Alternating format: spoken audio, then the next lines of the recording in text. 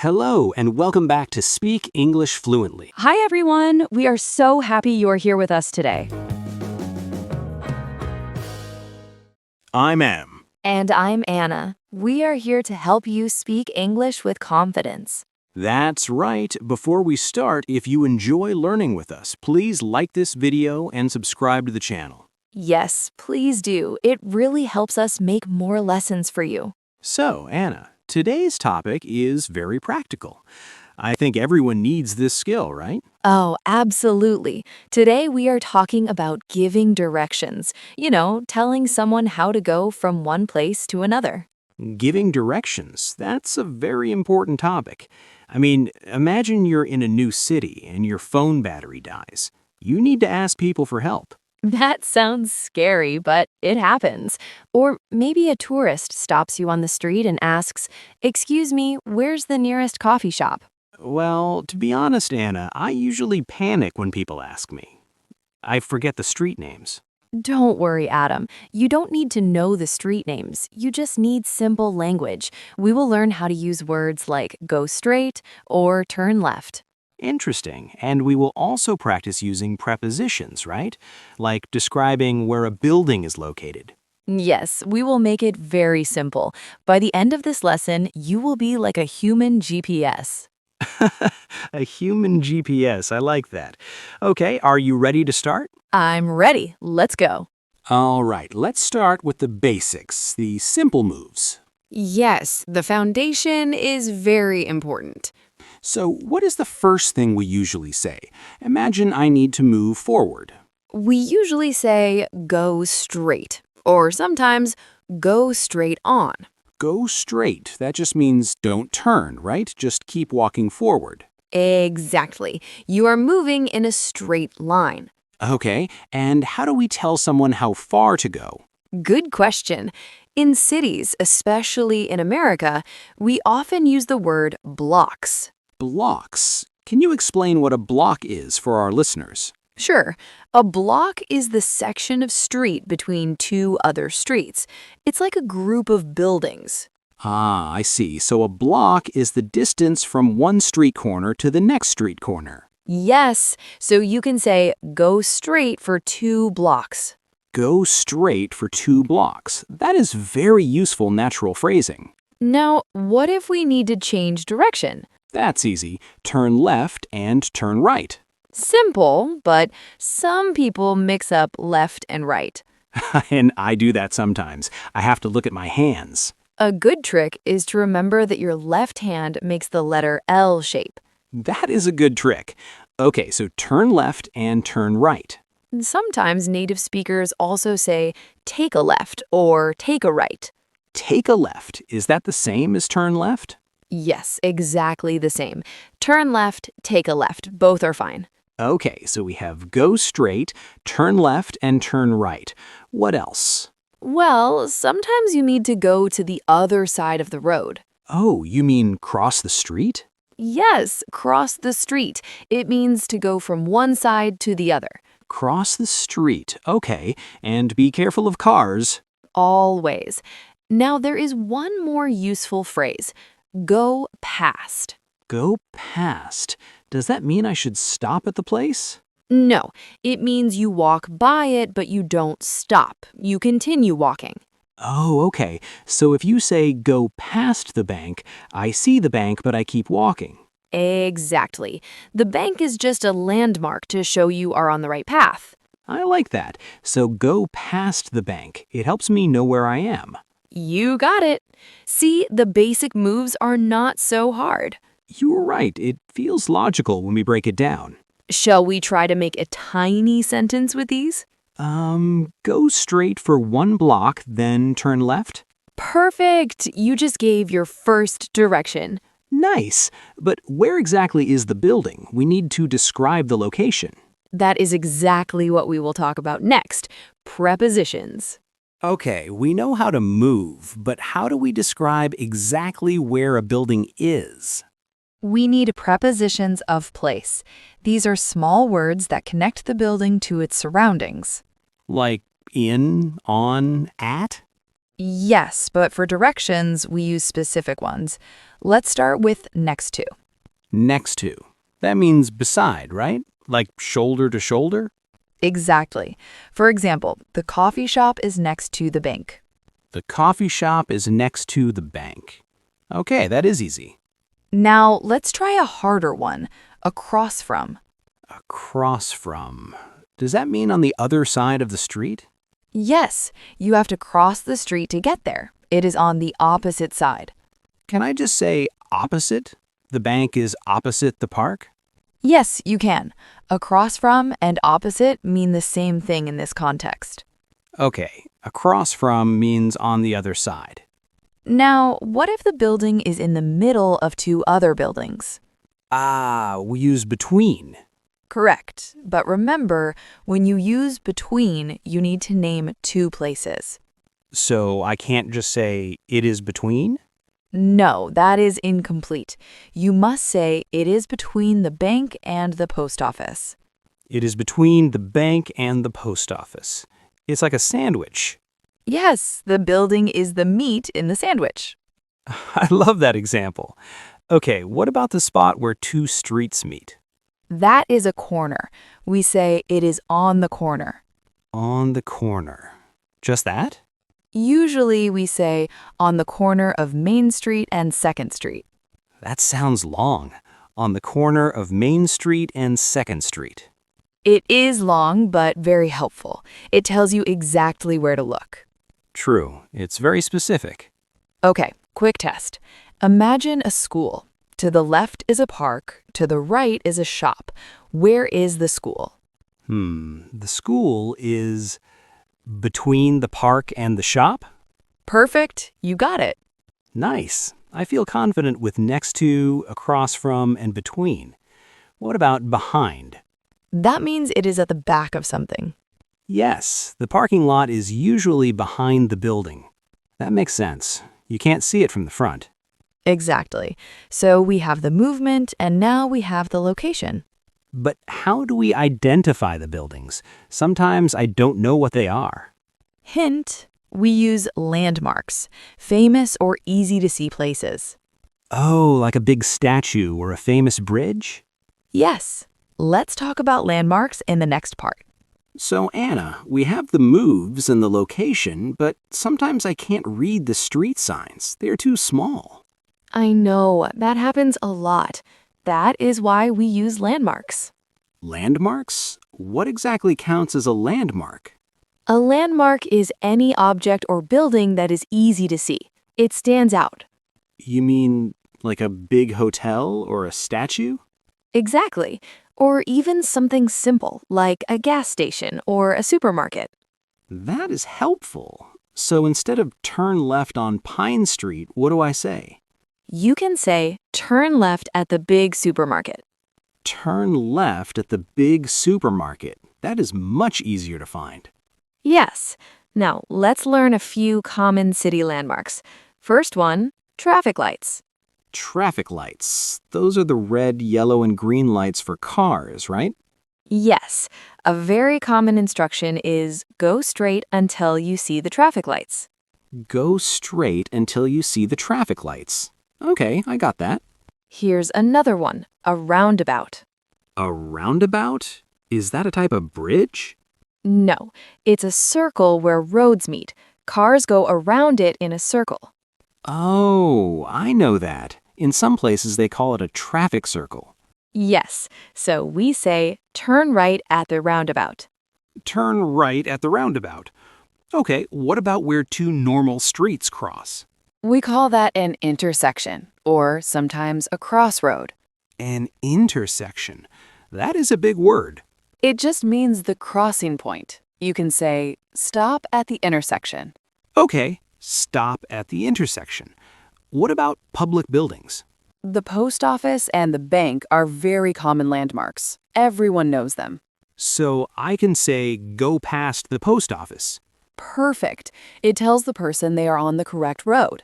Is there a phrase for when a landmark is really, really big? Yes, we say you can't miss it. You can't miss it? You mean it is impossible not to see it? Exactly. If it's a huge pink building, I'll say, keep going, you can't miss it. You can't miss it. I love that phrase. It gives confidence. But be careful, only use it if it is actually easy to see. Good point. Don't say it for a tiny shop. So we have traffic lights, roundabouts, intersections, and big buildings. I feel like I can describe a city now. But wait, if we have 3 or 4 instructions, the order matters. You mean which instruction comes first? Yes, we need sequencing words. Let's talk about that next. So, Anna, imagine I say, go left, then right, then straight, then left. Whoa, that is too fast. I am already lost. Exactly. It confuses people. It sounds like a mess. We need sequencing words to put things in order. Like specific words for the start, middle, and end? Yes, the best word to start is first. First. Okay. First, go straight. Simple. It tells the listener, listen, this is step number 1. Curious. What comes after first? Second? You can say second, but usually natural speakers say then. Then. So first go straight, then turn left. Perfect. It connects the two actions smoothly. Is there another word for then? Yes, you can also use next. Are they different? Then and next? Not really. They're interchangeable. You can swap them. Good to know. So first go straight, next turn left. Exactly. Now, if the list of directions is long, we use after that. After that, that sounds a bit more formal. It is very clear. It breaks up the repetition of then, then. Nobody likes then. It sounds like a robot. Exactly. So first, then, after that. Okay, and what do we say when we arrive at the place? We use the word finally. Finally, that means the end, right? Yes. Finally, you will see the bank on your right. Finally, you will see the bank. That feels satisfying. It signals to the listener that the instructions are finished. Let's try to put them all together. Can you give me an example? Sure. First, go down this street. Then turn left at the light. Okay, first straight, then left. After that, go past the park. Finally, it's on your left. Wow, that was very easy to follow. Because of the sequencing words. They're like signposts. Can I mix them up, like use next before then? Absolutely. The order doesn't matter as long as first is at the start and finally is at the end. Got it. First, then, next, after that, finally. You are a quick learner, Adam. Thanks, but sometimes people ask, how far is it? Distance and time. Let's cover that in the next part. Okay, Anna, I gave the directions, but often the person asks, is it far? That is a very common question. People want to know if they can walk or if they need a taxi. So how do we answer that? Do we use meters or kilometers? Well, usually native speakers prefer to use time, not distance. Time? You mean minutes? Yes, it is easier to imagine minutes than meters. You can say, it is about 10 minutes away. It is about 10 minutes away. Why do we say about? Because we don't know exactly how fast they walk. About means approximately. I see. So about means maybe 9 minutes, maybe 11 minutes. Exactly. You can also use the phrase, it takes. It takes? Like, it takes 5 minutes? Yes, it takes 5 minutes to get there. It takes 5 minutes to get there. That is a great phrase. But you must specify the mode of transport, walking or driving. So, it is a 5-minute walk. Perfect grammar. Notice you said 5 minute, not 5 minutes. Oh, right. It's a singular adjective, a 5-minute walk. And for cars, you say, it is a 10-minute drive. A 10-minute drive. Got it. What if it's really close? You can say, it is just around the corner. Just around the corner. I like that. It sounds very friendly. It means it is very near, maybe 1 minute away. And what if it is actually very far? Then you should be honest. Say, it is quite far. You should take a bus. It is quite far, you should take a bus. That is helpful advice. Or simply, it is too far to walk. I would be happy if someone told me that. I hate walking for hours. Me too. So giving time estimates helps people plan. So we have, it's about 10 minutes, it takes 5 minutes, and it's a 5-minute walk.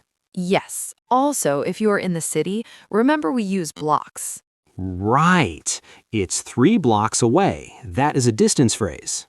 Correct. Blocks work well for short distances. Time works for everything. That makes sense.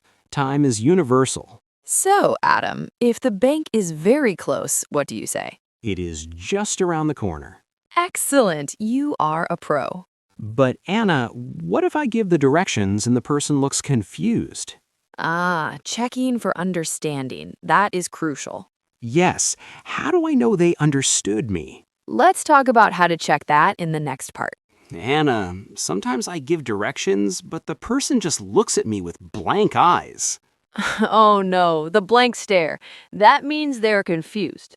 Right. So how do I politely ask if they understood me? You can ask a simple question like, "Did you get that?" Did you get that? Is that polite enough for strangers? It is casual and friendly. If you want to be formal, say, "Is that clear?" Is that clear? Okay. And what if I'm the one who is confused? It happens. People speak fast. You should ask them to repeat. Can I say, repeat, please? You can, but it's better to say, "Could you say that again, please?" Could you say that again, please? That sounds much nicer.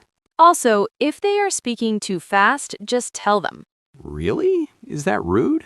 Not at all. Say, "Could you speak a little slower?" Could you speak a little slower? I will definitely use that one. Now, here's a pro tip. Repeat the directions back to them. Repeat it back? Why? To confirm you are right, start with a word so. Like this? So I go left at the bank, then straight? Exactly. If you are wrong, they will correct you immediately. That is smart. It acts like a double check. You can also check specific details, like, did you say left or right? Did you say left or right? That is good when it is noisy outside. Watch out for the word right. It can be confusing. How? Right means not left. Yes, but right also means correct. Imagine I say, turn left, right? Oh, wow. Turn left, right. That sounds like a joke. It means turn left, is that correct? I see. So if someone asks, turn left, right, I should say, yes, correct. Exactly. Don't say, yes, turn right. That would be a disaster. English is funny sometimes. It is. One last phrase to verify the street name. What if I forget the name immediately? Ask, what was the street name again? What was the street name again? The word again is key here. It shows you heard it once, but just forgot. I feel much better now. I know how to ask and how to check. Great! We have learned all the pieces, the moves, the places, the order, and the checking. Are we ready for the big test? The final role play? Yes, in the next part, we will put it all together. You'll be lost, and I will help you. Oh no, I'm lost again. Don't worry, I'm here. Let's do the final role play. Okay, Anna, I am ready. I am a lost tourist in New York City. I am ready too. I am a friendly local. Action. Excuse me, miss. Could you help me? I think I'm a little lost. Sure. Where are you trying to go? I am looking for the city library. Is it around here? The city library. Yes, it is not far. It's about a 10-minute walk. Oh, that is good. I was worried I needed a taxi. No, you can walk. First, go straight on this street for 2 blocks. Okay, go straight for 2 blocks. You will see a large post office on your right side. The post office. Do I turn there? No, go past the post office. Keep walking until you hit the intersection. Okay, go past the post office to the intersection. Then, at the traffic lights, turn left onto Broad Street.